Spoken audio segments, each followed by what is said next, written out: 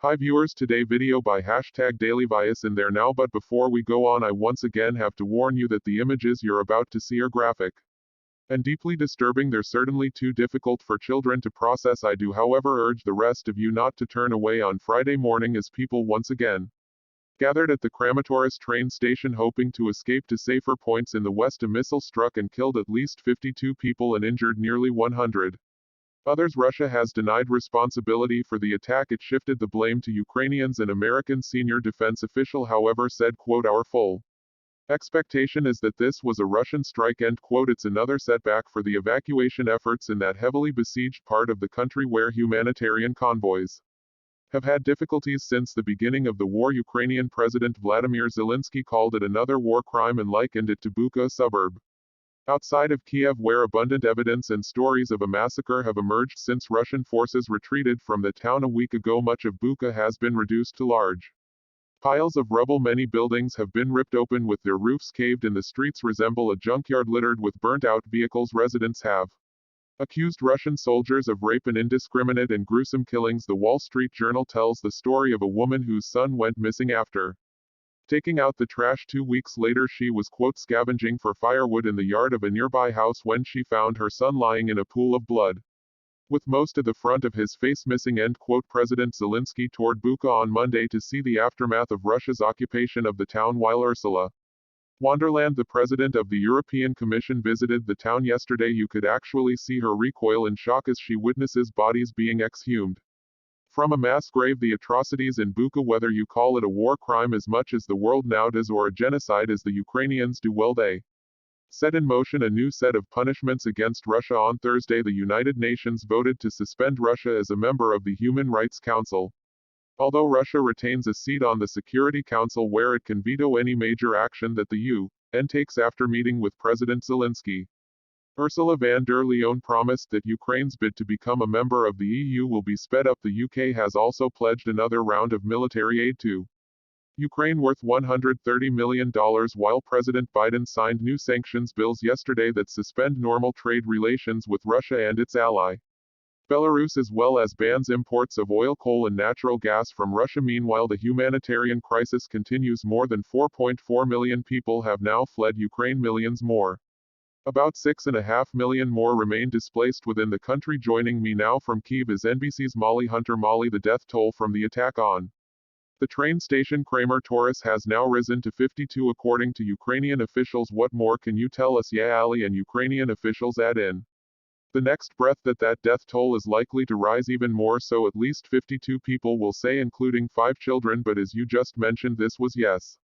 it was a train station, but it was also a gathering point, a meeting point for people, civilians trying to flee the violence of the east and try to move more west, of course, to where I am, a little bit more west, and where you are, to the relative safety of the west of the country. So we believe thousands and thousands of civilians were sitting waiting at that train station, waiting for trains out. Now a couple updates this morning on how that attack has now kind of changed the evacuation effort of all those people trying to get out of the Donbas region. Local officials say trains at that station at Kramatorsk have been suspended, so no one can now get out there. They're gonna have to find other routes, and then at train stations around the East Alley. Regional officials have said they are going to start putting in precautions so that thousands of people don't gather, because quite clearly Russians knew that and they're going for big groups of civilians. Ali, Molly, we ran a story of yours just a little while ago, where you were talking to a woman who had lost her husband, a son who had lost her father. There's a remarkable humanity that you've been able to tap into here by these people who were just living their lives. They're not partisans to a war. They didn't want any part of this, and that came across very clearly in your story. But you've been talking to a lot of Ukrainians over the last few weeks about this. Exactly right. I mean, I think we both agree. Look, war is about the people. It's about the personal side of it. It is not about the tank columns. It's not about how many S-300s, how many javelins have been ordered. It is about people like Tessa, who you met last hour, who are directly affected. I do just want to share a little bit more about kind of that area in Borodyanka. It's about an hour from where I am in Kiev. It's on that kind of main access from Belarus to Kyiv, and so the Russians really went after it quite quickly. They needed and wanted to take control of that so they could start moving other supplies, their weaponry and their troops closer to the capital of Kyiv. And so it got hit very, very hard. So people there, when we met them last week, Ali, in the last Couple of days really were coming up after 5 weeks of no food, no water, no electricity, and no medical care, I should say, as well. Interestingly, Marina, her neighbor, Tyson's neighbor, was the one who flagged us down within minutes of arriving in Borodyanka. She also shared with us an additional story about her family that I just want to share with you here, and we can talk about it on the back end. Marina shows us around the city center there. She says after this apartment building was bombed, they could hear screams for days, people underneath urgently pleading for help, but she says the Russians shot anyone who tried to rescue them. I'm Molly at her house. She introduces us to her daughter Elena. Nice to meet you. I know these soldiers. She says they're Chechens fighting for Russia. I was so worried they would come and rape her, so he hid her under piles of clothes so that if the Russians came you would be safe, they wouldn't see her. Yeah, the soldiers came, searched their house but didn't find Elena. Ali, this is the forefront of women's minds that we are talking to around these suburbs of Kyiv, women who have escaped possible rapes from Russian soldiers, women who are accusing Russian soldiers of rape, and women like Marina who were so scared of it they hid their daughter under piles of clothes. She showed us the corner, literally just piles of clothes in a corner, so the Russian troops came. She was out of sight. But Ali, I really appreciate your support and just want to say having you on the ground has just been a huge benefit, a huge privilege for us and for our audience, and having you on the ground is the same for us. Molly, thank you to you and your teams for what you're doing. Molly Hunter in Kiev, the capital of Ukraine. Joining me now is David Miliband. He's a former foreign secretary for the United Kingdom. He currently serves as the president and CEO of the International Rescue Committee, which is a key humanitarian aid group. David, you wrote about impunity. What happens if Russia continues to go unpunished? And there are some who would argue it's not going unpunished, but there are others who would argue, including in this country, that it's not being punished enough. Tell me your thoughts on this. Well, Ali, you're reporting very large parts of the web. David, I'm just gonna interrupt you for a second. We have an audio problem that we need to fix, but I want to get that fixed and hear what David Miliband has to say, because his views on this are particularly important given the governmental positions that he's holding, given the fact that he is in charge of one of the key refugee agencies in the world right now. So we're going to talk to David Miliband, former Foreign Secretary of the UK, current President and CEO of the International Rescue Committee. Right after this, control room in New York, we fixed some technical difficulties we had. My apologies to you and to David Miliband, who is back with me. He's a former Foreign Secretary for the United Kingdom, currently serves as the President and CEO of the International Rescue Committee. David, I didn't want to lose your answer to my question, because you have spoken about the impunity, the rise of impunity in this era in which we live, and I wanted to ask you how that relates to how you think the world is treating Vladimir Putin for this unprovoked invasion. Yes, I believe we're living in a growing age of impunity. That means those with power, particularly in conflict zones around the world, are abusing their power. They're acting beyond the confines of international law, which is absolutely clear. Ali, international law after the Second World War made it fundamentally clear that civilians had a right both to life and to access to humanitarian aid, and those are two things that are being denied across eastern Ukraine and southern Ukraine at the moment. That's why I believe that the Ukraine crisis represents a capstone on the age of impunity, and it's way past time for a response, because we've seen in Syria and elsewhere that impunity feeds on itself. The abuse of power leads to further and further barbarism and sadism, and those are the reports that you and your colleagues are bringing out. This is a war in real time, and it's a social media war where the documentation, which is often so hard in war, is actually being done in real time, and that's the first step towards the accountability that is the answer to impunity. We need to get into the minds of those in combat, that they will be held to justice, and that's a critical and fundamental element of preventing the next Ukraine's. Never mind dealing with the current crisis. How effective will that be though? Because the world is talking about war crimes, they're documenting it. There are people in Ukraine, Ukrainians and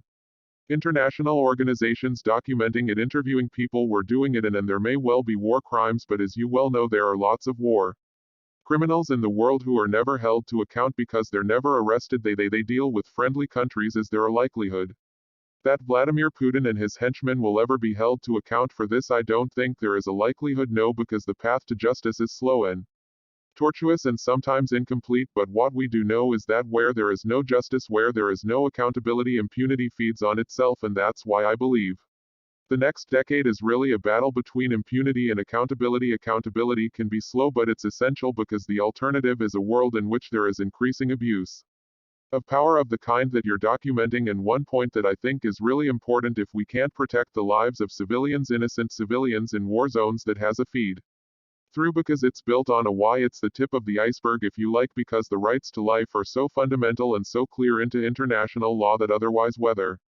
to political and other freedoms are going to be eroded as well. So this is fundamental. There are examples of war criminals being prosecuted, but there are also too many examples of those who've got away with it, and that's the fundamental battle that we as a humanitarian agency see on the ground in all of the places that we work. Well, I'm going to be telling the viewers about the places in which there are various scales of genocide going on in the world. It was a shock to our staff when we saw that list. Unfortunately for you, David, it's not a shock, because you at the IRC deal with these things on a regular basis. David Miliband is a former Foreign Secretary for the United Kingdom. He's currently the President and the CEO of the International Rescue Committee. As always, David, we appreciate your time and your analysis. Thank you, Anthony, for this story. Well, since the start of this war, the city of Mykolaiv in Ukraine's south has been a symbol of resilience for the Ukrainian people. Mykolaiv is essentially the last bastion in the south before the Russians can reach the major port of Odessa, which is Ukraine's key point of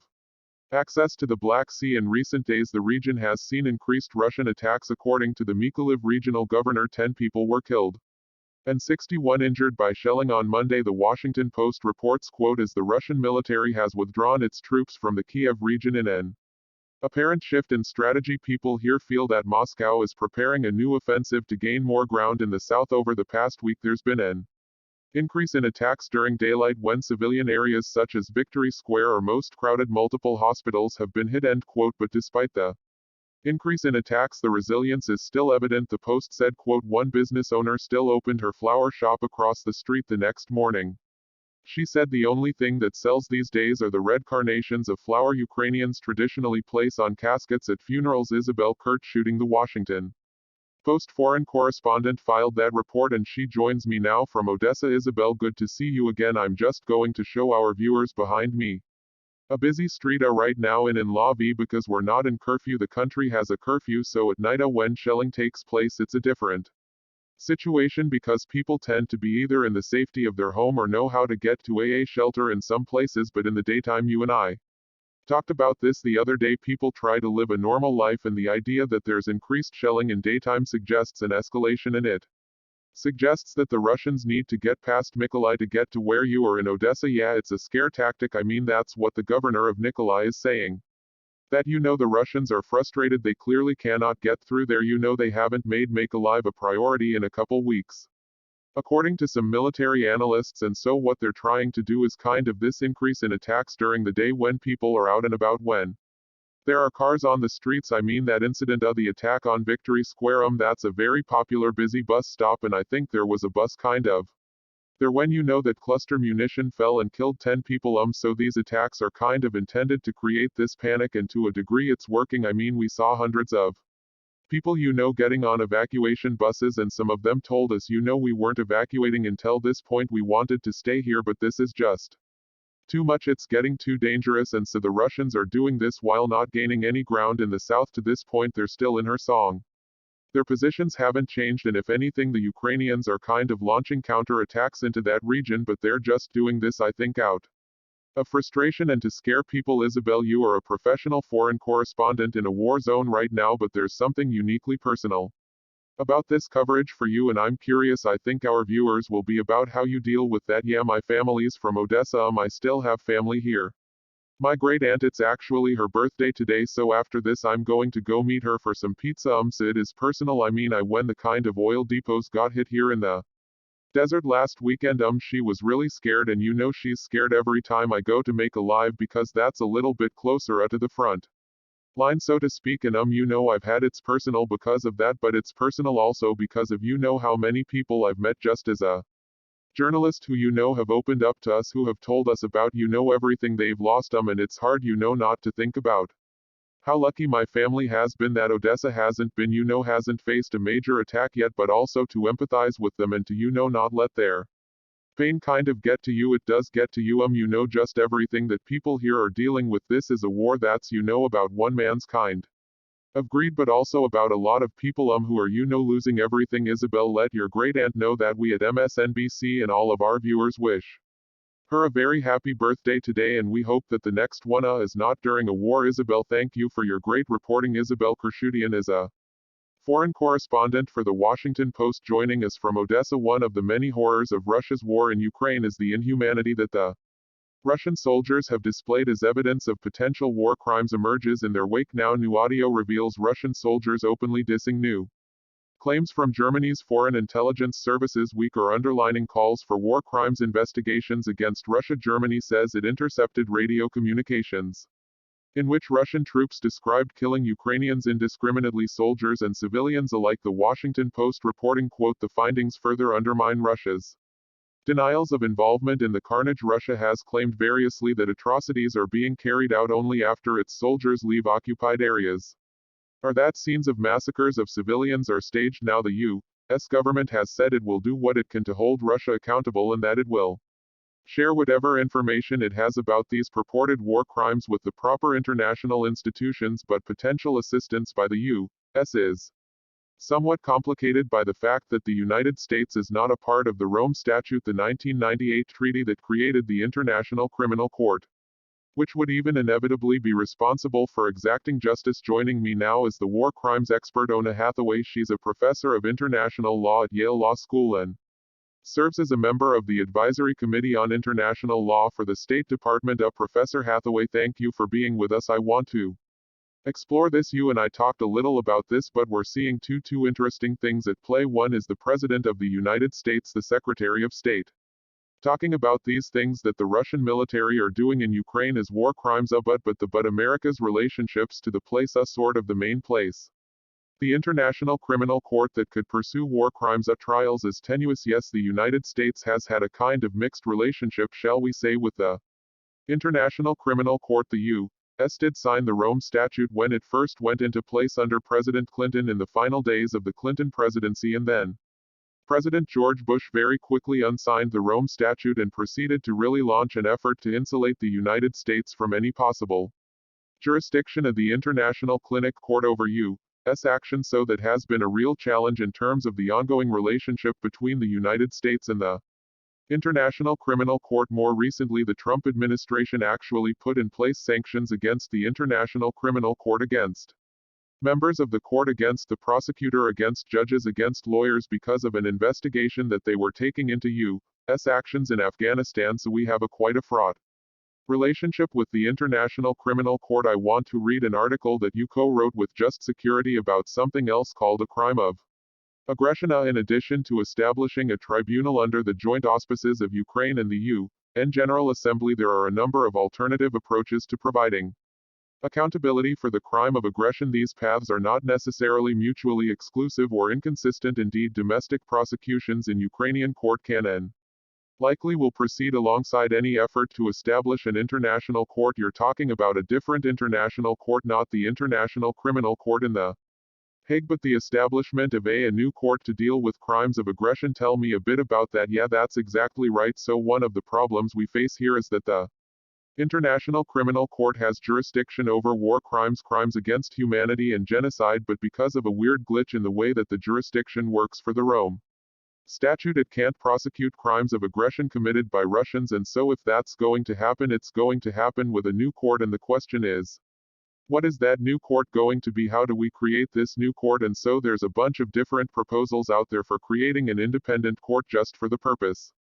of prosecuting the crime of aggression. And probably the best path forward is going to be a negotiation between the United Nations and Ukraine to conclude a treaty to create a court for the exclusive purpose of trying the crime of aggression, and that court would be in a position to be able to go after those who have planned to carry out this illegal aggressive war against Ukraine. Ona, thank you for your expertise and sharing it with us. This is not an area that most of us know much about. We didn't want to know much about, but gratefully when we do need to know about it, you're available to us. Ona Hathaway is a professor of international law at Yale Law School and a member of the Advisory Committee on International Law for the U.S. State Department. Well, most of us have learned about the Rwandan genocide. Many of us have mourned victims of the Holocaust, and now we're bearing witness to another potential genocide unfolding in Ukraine. But there are many more genocidal acts happening in the dark around the globe. Why we cannot look away next? If for whatever reason you have lingering questions about Russia's And tensions in this war, let me remind you of what we know. This is the missile that killed dozens of civilians at a train station in Kramatorsk as they attempted to flee the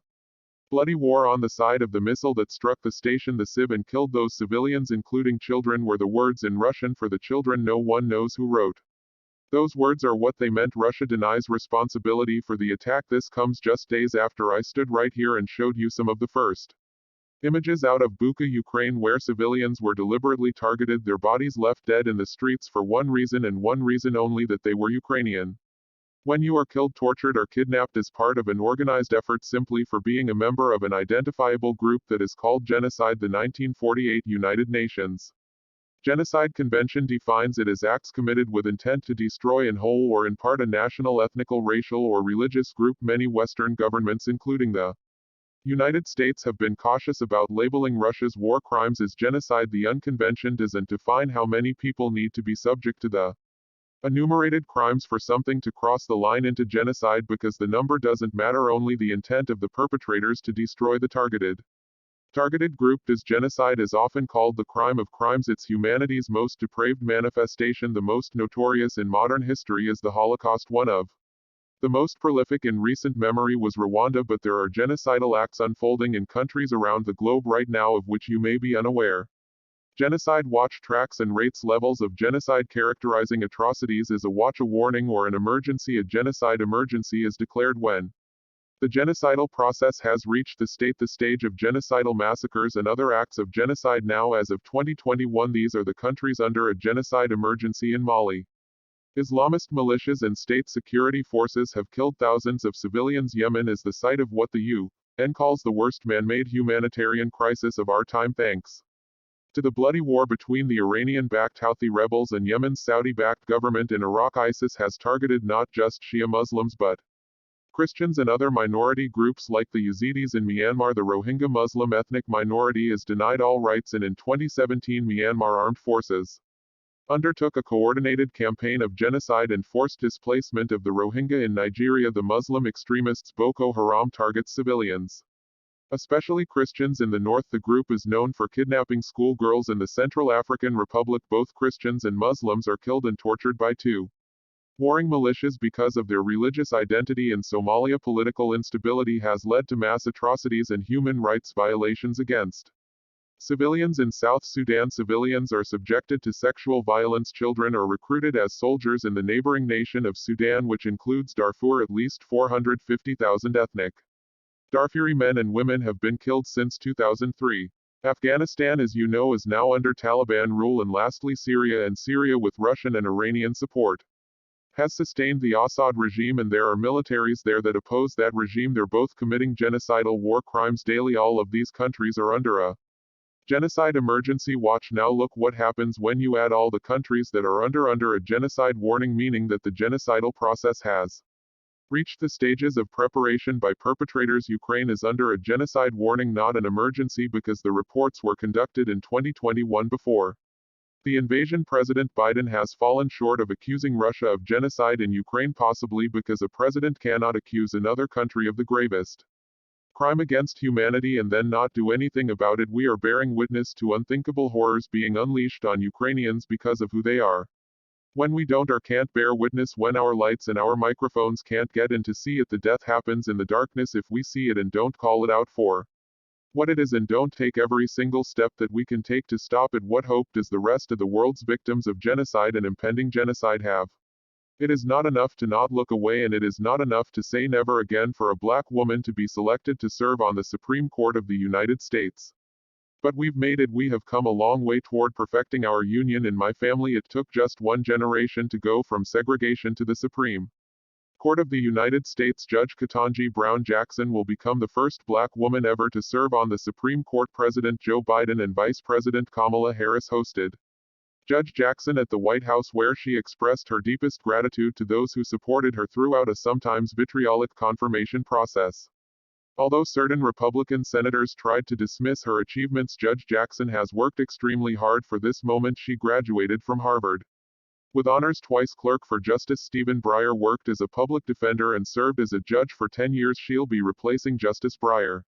when he retires at the end of the Supreme Court term in the summer and will officially begin her duties in October. Although Judge Jackson's ascension to the highest court in the land represents the culmination of a centuries-long struggle to ensure political equity for all Americans, she'll be taking her rightful place on the bench at a time when its conservative majority appears to be moving the court further away from those ideals. In case you missed it, the Supreme Court recently blocked a revised plan for legislative districts in Wisconsin that would have created a new black voting district. That map was of course heavily opposed by Republicans, and this recent Supreme Court decision could signal another shot aimed at already weakening the already weak Voting Rights Act. In addition to rolling back voting rights, this conservative majority also appears to have severely ready to severely gut or even outright overturn Roe v. Wade, which established a woman's right to abortion access nearly 50 years ago. Joining me now is Fatima Goss-Graves. She's the president and CEO of the National Women's Law Center and the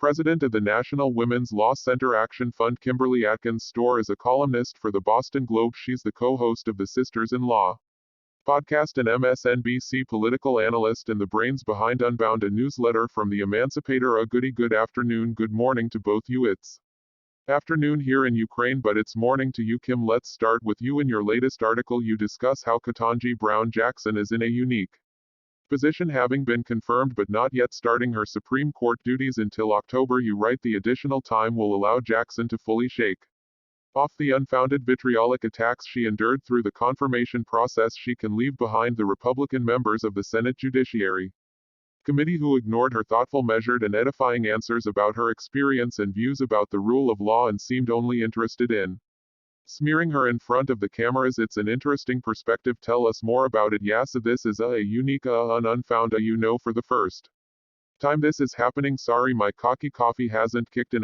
Usually justices, when they're confirmed, they go on the bench fairly quickly. If you remember Amy Coney Barrett, from the moment she was nominated to the moment she was hearing her first argument was about a month. In this case, Ketanji Brown Jackson has 3 months before Stephen Breyer steps down at the end of this term, and then another couple of months, a whole summer before the next term starts. So this really gives her a really unique gift to prepare for the job ahead, to shake off everything that has happened in the past few weeks and really give the nation, which seems according to polling to favor her, a chance to get to know her. I think yesterday's speech that she gave was a great starting point for that, reminding everyone not only of this historic moment but showing them who she is. She can define herself now as opposed to being defined by the Republicans who opposed her. Fatima, the Supreme Court is going to still have a conservative majority. That's not changing. So what's your sense of the impact that Ketanji Brown Jackson's voice and presence are going to have on cases that await the Supreme Court in the next session? Well,